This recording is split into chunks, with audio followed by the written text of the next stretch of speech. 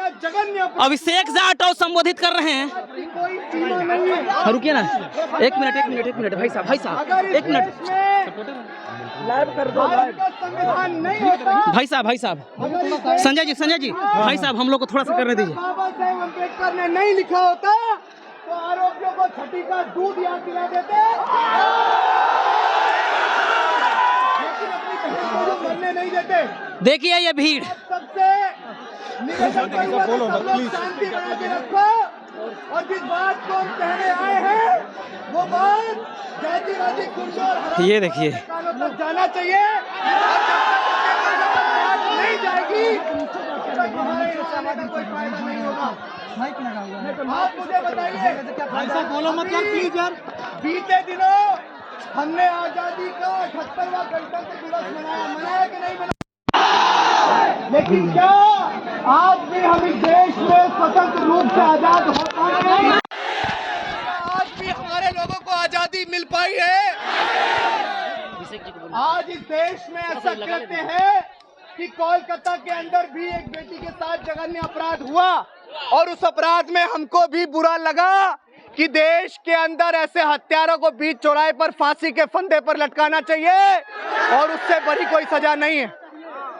हमारा मार्च चल रहा था, हम मुंबई के अंदर थे, हम लोग महाराष्ट्र के अंदर थे, लेकिन यहाँ इस जिले में, इस प्रदेश में आने को इसलिए मजबूर हुए क्योंकि बिहार का शासन प्रशासन ये भूल चुका है कि जो लोग संविधान को हाथ में लेकर चल रहे हैं वो अपनी बहन बेटियों की इज्जत आबरू के लिए सम्राट अशोक की तलवार भी हाथ में उठा सकते हैं, इस बात को याद रखना। अब मैं आपसे पूछना चाहता हूं बिहार के लोगों, मैं आपसे पूछना चाहता हूं मुजफ्फरपुर के लोगों, क्या इस देश में हम लोग मरने के लिए पैदा हुए हैं? क्या इस देश में हम अपनी बहन बेटियों की इज्जत आबरू को लुटवाने के लिए पैदा हुए हैं? आप देखिए ना, इससे बड़ा शर्म का कोई विषय हो सकता है कि इस घटना को हुए 1 हफ्ते से ज्यादा होने वाला है, लेकिन आरोपी अभी तक गिरफ्त में नहीं है।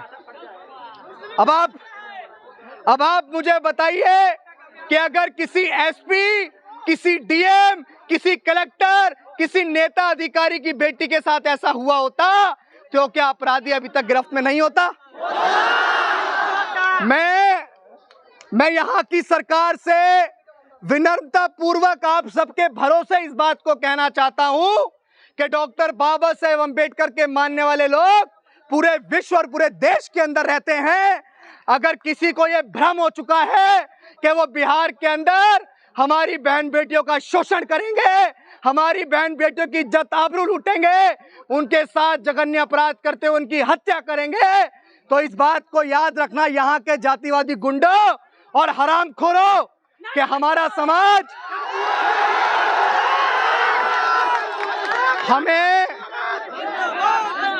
हमें कमजोर समझने की भूल मत करना।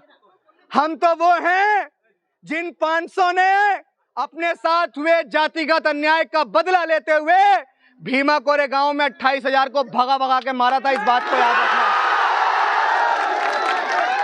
मैं यहाँ के लोगों से कहना चाहता हूं, मैं पीड़ित परिवार से अभी मिला और उसने अपने साथ हुए जघन्य अपराध को बताया कि 45 साल का एक अधेड़ उम्र का आदमी, उसके घर में भी बेटियां होंगी, उसके घर में भी बहनें होंगी, उस अधेड़ उम्र के आदमी ने एक 14 साल की मासूम बच्ची जो अभी पूरी तरह से समझदार भी नहीं हुई थी, उस बच्ची के साथ जबरदस्ती शादी करने का इस परिवार के ऊपर दबाव डाला। उसकी मां ने मुझे बताया, मेरी मां ने मुझे बताया, जो आज उस दर्द से गुजर रही है, उसने बताया कि भैया वो जबरदस्ती रूपा से शादी करने को कह रहे थे, लेकिन जब हमने इनकार कर दिया तो वो हमारे घर के अंदर जबरदस्ती घुसे, हमारे साथ मारपीट की और हमारी नन्ही सी चिड़िया को, रूपा को हमारे से जबरदस्ती वो बंदूक की नोक पे जबरदस्ती हमसे छीन कर लेके चले गए।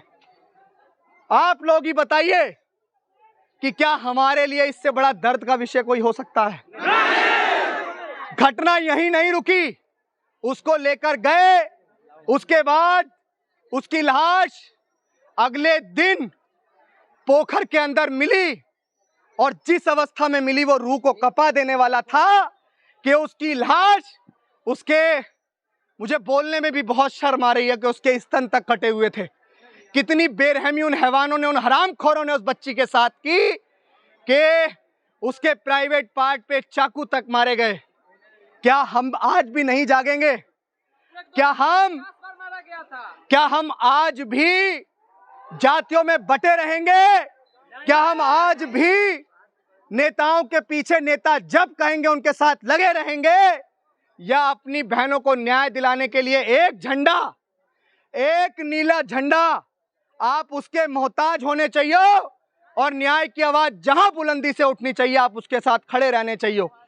लेकिन यहां अभी मुझे बताया कि डर का माहौल है, तो डर के माहौल की बात तो ऐसी है कि अभी बिहार में एंट्री हुई है, तो ये हुजूम देख लो। बताओ भाई एक बार, अभी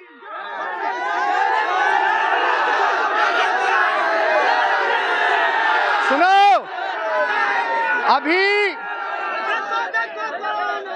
अभी बिहार में, सुनो, अभी बिहार में एंट्री हुई है, अभी बिहार में एंट्री हुई है और हमें पता लगा कि हमारे आने से पहले उसके घर की कुड़की कर दी गई है और बुलडोजर चला दिया गया है। तो ये डर हमें अच्छा लगा, ये डर हमें अच्छा लगा। और जो लोग ये कह रहे हैं ना, इस परिवार के ऊपर जो दबाव कर रहे हैं कि फैसला कर लो, तो फैसला तो हमारी जूती भी नहीं करेगी, क्योंकि इस परिवार के साथ हम खड़े हैं। इस परिवार के साथ पूरा देश का फूले अंबेडकरी आंदोलन को चलाने वाला हर एक व्यक्ति खड़ा है। और बिहार में अब एंट्री हो गई है तो आना जाना लगा रहेगा। और मैं यहां पे जितने भी हमारे परिवार रहते हैं सबसे कहना चाहूंगा कि किसी से घबराने की और डरने की जरूरत नहीं है। आप सम्राट अशोक के वंशज हैं। हमें डॉक्टर अंबेडकर ने संविधान पकड़ाया, लेकिन हमारे हाथ में कभी तलवार भी थी, इस बात को याद रखना। अब मैं यहाँ पे हमारे संजय पासवान जी हमारे साथ आए हुए हैं, जिन्होंने पूरी मजबूती के साथ हमारे साथ एक प्रोफेसर साहब आए हुए हैं, और यहाँ के आप सम्मानित जनता जिन्होंने भी इस परिवार को आज हमारे आह्वान पर यह आश्वासन दिया कि आप पूरी मजबूती से इसके साथ खड़े हैं, तो आपको नमन करते हुए आपका बहुत बहुत धन्यवाद करना चाहूंगा कि डॉक्टर अंबेडकर के मानने वाले लोगों को अब लड़ना आ चुका है। अब आपके माध्यम से प्रशासन से भी मैं अपनी बात करना चाहता हूं और रखना चाहता हूं।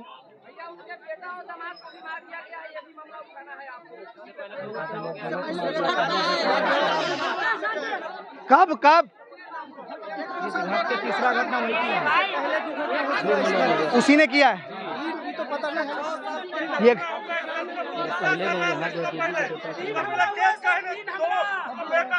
बेटा और दामाद के मार दिया, अपनी बेटी। आप ये देखिए कि अभी ये भी जानकारी मिली है कि इससे पहले इस परिवार के अंदर 2 घटना हो चुकी हैं। किसी के पास नंबर है यहाँ के डीएम का?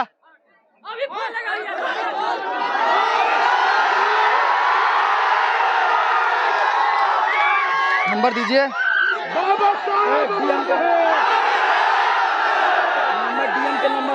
डीएम का नंबर दे दो। डीएम